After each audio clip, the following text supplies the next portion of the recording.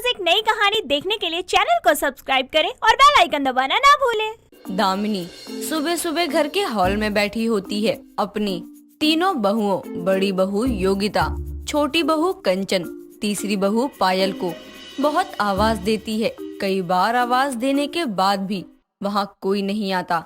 तभी उसका छोटा बेटा पुनीत मॉर्निंग वॉक करके घर लौटता है और अपनी माँ को चिल्लाते हुए देखकर कहता है, क्या हुआ माँ, क्यों सुबह सुबह अपनी एनर्जी वेस्ट करने में लग गई हो चिल्ला चिल्ला कर। कितनी बार कहा है आपसे ज्यादा जोर से मत चिल्लाया करो, लेकिन आप सुनती ही नहीं हो। उसके बाद कहेंगी गले में दर्द हो रहा है। बेटा चिल्लाओ नहीं तो क्या करूं?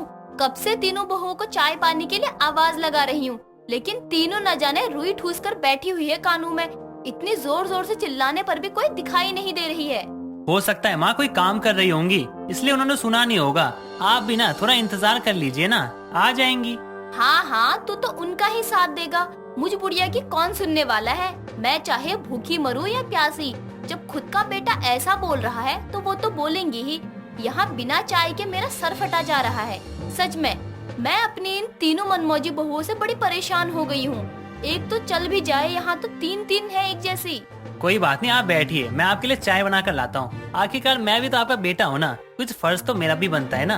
नहीं, रहने दे बेटा तू। सच में बहुत मनमौजी लोग देखे हैं, लेकिन इन तीनों की तरह आज तक नहीं देखा। अपना दिल करेगा तो 4 बजे ही उठ जाएंगी और अभी तक 4 कप चाय पिला चुकी होती है। अब जब मन नहीं करेगा तो एक बार भी नहीं पूछेगी, जैसे आज। अरे कोई बात नहीं माँ, आप बैठिए, मैं आपके लिए लेकर आता हूँ गर्मा गर्म चाय। जब तक आप चाय नहीं पियेंगी ना, तब तक आप शांत नहीं होंगी। पुनीत इतना कहकर रसोई में जाकर चाय बनाना शुरू कर देता है।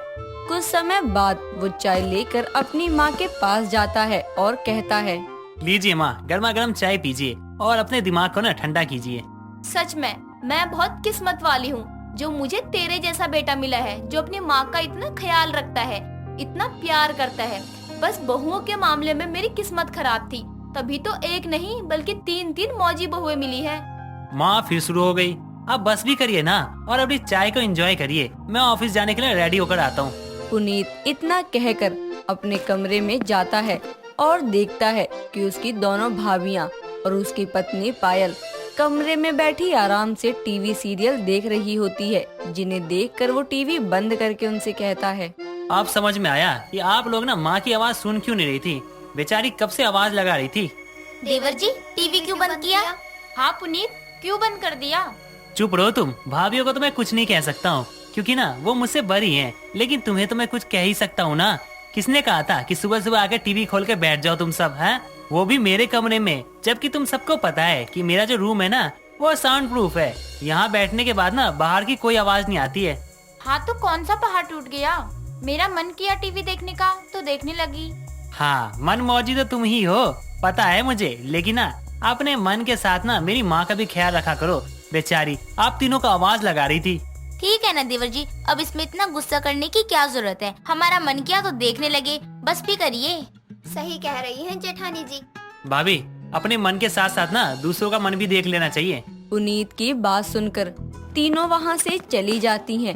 इतना समझाने के बाद भी उन तीनों पर कोई असर नहीं होता है। ऐसे ही समय बीतता है। समय के साथ वो और ज्यादा मनमौजी हो जाती हैं। एक रोज दामिनी अपनी तीनों बहुओं को बुलाती है और कहती है, आज मेरी तबीयत ठीक नहीं लग रही है। मुझे लगता है कि मुझे हॉस्पिटल जाना पड़ेगा, इसलिए सरिता आंटी की बहू की गोद भराई में तुम तीनों चली जाना। माँ जी हम? हाँ तो इसमें इतना चौंकने वाली क्या बात है? आगे हमारे बाद तुम लोगों को ही तो रिश्तेदारी निभानी है, और उनका हमारे घर में काफी गहरा रिश्ता है, इसीलिए जाना तो पड़ेगा ही। माँ जी मेरा मन नहीं है कहीं बाहर जाने का। बड़ी भाभी चली जाएंगी पायल के साथ। क्यों, तुम क्यों नहीं जाओगी? वैसे मन तो मेरा भी नहीं है माँ जी कहीं बाहर जाने का। हाँ माँ जी, जेठानी जी सही कह रही हैं। और अगर आपको हॉस्पिटल जाना है तो क्या हुआ, आप आकर चली जाना। तुम लोग कितने मनमौजी हो। वैसे अपना मन करेगा तो पूरे दिन बाहर घूमती रहोगी। आज मैं कह रही हूँ तो तुम्हें नहीं जाना है। मुझे तुम्हारे मन की नहीं सुननी है, अपने मन की बतानी है। मेरे कमरे में तोहफा पैक करके रखा हुआ है, तुम्हें बस उनके घर जाना है, वरना उनको बुरा लगेगा। और मेरा हॉस्पिटल से आने का समय कोई पक्का नहीं है, कितना टाइम लग जाए। बस अब कोई बहस नहीं। दामिनी इतना कहकर हॉस्पिटल के लिए निकल जाती है। अपनी सास के इतना कहने के बाद भी तीनों में से कोई भी गोद भराई के फंक्शन में जाने के लिए तैयार नहीं होती हैं। कुछ देर बाद तीनों अपने अपने कमरे में जाकर सो जाती हैं। शाम के समय दामिनी घर आती है तो उसे पता चलता है कि उसकी बहुएं घर पर ही हैं, तो वो गुस्से में अपनी तीनों बहुओं को आवाज देती है। दामिनी की आवाज सुनकर तीनों की आंखें खुल जाती हैं और वो भागते हुए कमरे से नीचे आती हैं। तभी दामिनी कहती है, घर के कामों में मैं मनमौजी होने देती थी, लेकिन आज तुमने अपनी इस मनमौजी के चलते बाहर के लोगों के सामने मेरी नाक कटवा दी है। इतना छोटा सा काम दिया था वो भी नहीं हुआ तुमसे। माँ जी हम जाने ही वाले थे, लेकिन आराम करने लगे, उसी से आंख लग गई, पता ही नहीं चला हमें। हाँ माँ जी, चुप करो तुम तीनों।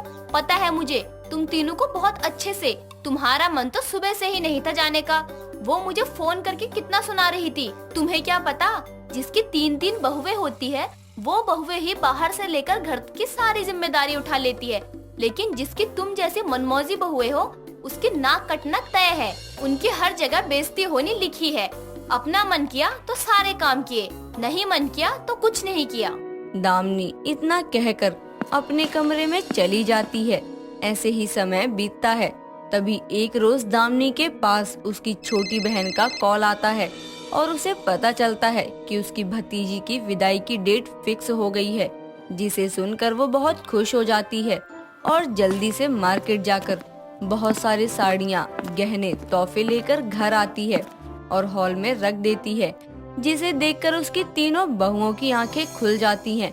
तभी पुनीत भी कमरे से नीचे आता है और अपनी माँ को इतने सारे सामान के साथ देखकर हंसते हुए कहता है, माँ इतना सारा सामान किस लिए? कौन सी मार्केट लूट कर आई हैं आप, और वो भी किस खुशी में? बेटा वो तेरी मौसी का कॉल आया था, रानी की विदाई की डेट फिक्स हो गई है। ये सब सामान उसी के ससुराल वालों के लिए है। सगी मौसी है ना, इतना तो बनता है। हाँ ये बात तो सही है माँ, लेकिन आपकी तबीयत तो ठीक नहीं है ना, तो आप कैसे जाएंगी? मैं नहीं जाऊंगी, बस सामान पहुंचाना है। माँ खाली सामान जाएगा ना तो अच्छा नहीं लगेगा। एक काम करते हैं ना, भाभी और पायल को भेज देते हैं, पढ़ी लिखी भी हैं, बस में बिठा देंगे तो आराम से पहुँच जाएंगी, और मैं लेने भी चला जाऊंगा। बात तो तेरी भी सही है, लेकिन ये मनमौजी है तो जाएंगी भी या नहीं? माँ जी हम तैयार हैं। ठीक है, लेकिन अपने मनमौजीपन के चलते कोई गलती मत करना।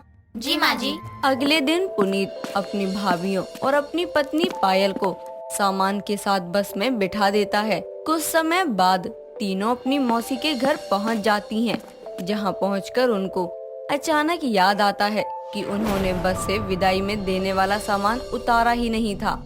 तभी वो घबराते हुए अपनी सास के पास फोन करके सारी बातें बताती हैं, जिसे सुनने के बाद वो गुस्से में फोन काट देती है और कुछ समय बाद खुद भी वहां पहुंच जाती है और अपनी बहुओं से कहती है, यही उम्मीद थी तुमसे मुझे। अच्छी तरह से पता है कि तुम लोगों को सामान लेकर चलने की आदत नहीं है। मन नहीं किया होगा सामान उतारने का। आज देखो तुम्हारी इस मनमौजी के चलते कितना नुकसान हो गया। माँ जी हमें माफ कर दीजिए। अपने हाथों इतना बड़ा नुकसान होने पर तीनों को अपनी गलती का एहसास होता है, जिसके बाद तीनों दामिनी से अपनी गलती की माफी मांगती हैं।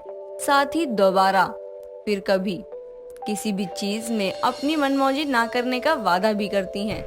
दोस्तों अगर आपको ये कहानी पसंद आई तो इसे लाइक करें, शेयर करें और कमेंट करके बताएं कि कहानी में आपको सबसे अच्छा क्या लगा।